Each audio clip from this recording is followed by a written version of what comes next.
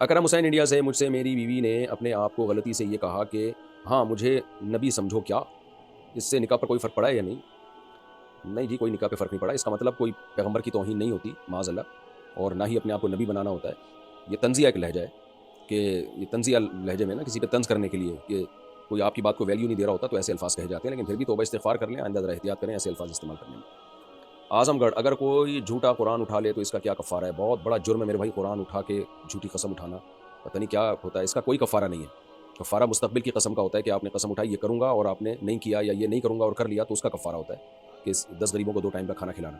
تو اس طرح کی جو قسم اٹھاتے ہیں ماضی کی کسی بات پر، یہ کبیرہ گناہ ہے. اس کا کفارہ یہی ہے کہ بس آپ بتا دیں بھائی میں نے جھوٹی قسم اٹھائی تھی، میں توبہ استغفار کرتا ہوں اور اللہ مجھے معاف کرے.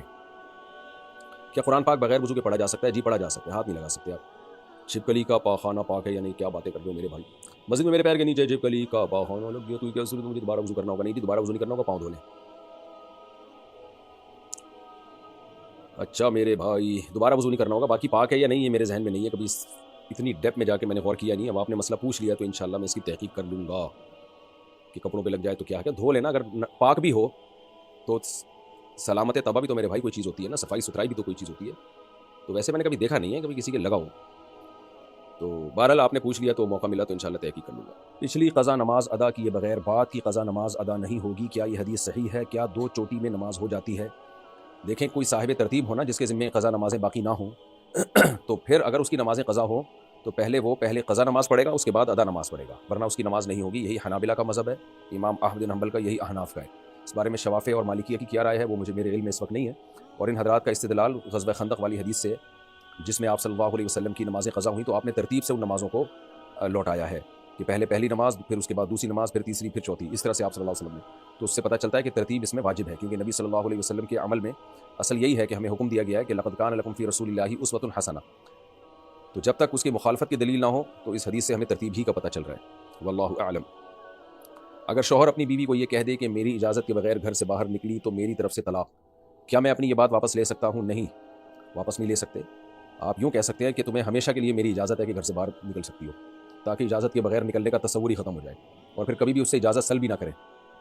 یہی ہو سکتا ہے. دوسرا طریقہ یہ بھی ہو سکتا ہے کہ اگر زندگی میں پہلے کبھی بیوی کو طلاق نہ دیو، یعنی پہلے کبھی طلاق نہ دیو، تو ہے یہ طریقہ، یہ ہیلا کہ زوجہ کو ایک طلاق بائن دے دیں. طلاق بائن کا مطلب ہے کہ طلاق ایک ہو اور نکاح اس سے ختم ہو جائے، اور پھر بیوی عدت پوری گزارے، یعنی 3 مینسز عدت مکمل ہو، اور اس کے بعد پھر آپ بیوی کو یعنی اس کو منع کریں کہ تم نے میری یعنی گھر سے نہیں نکلنا، اور بیوی آپ کی اجازت کے بغیر نکل جائے.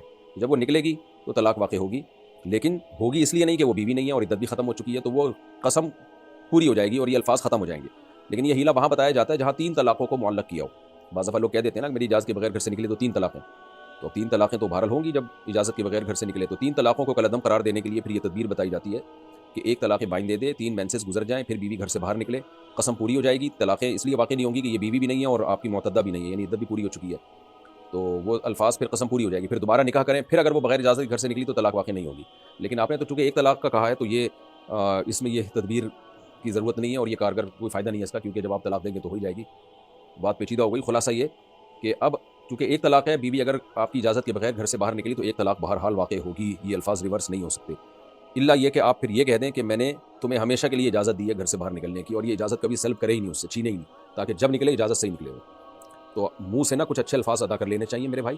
طلاقوں کو کھیل تماشا نہیں بنانا چاہیے. اللہ نے جہاں بھی طلاق کے حکام بیان کیے ہیں، کیا اللہ نے طلاق کے حکام بیان کر کے کہا کہ اللہ کی آیات کو مذاق مت بناؤ؟ تو کچھ اور دھمکی دے دیتے. یہ کیا ضرورت ہے طلاق کو بیچ میں لانے کی؟ بہت سے لوگ جہالت میں یہ سب کچھ کر رہے ہوتے ہیں.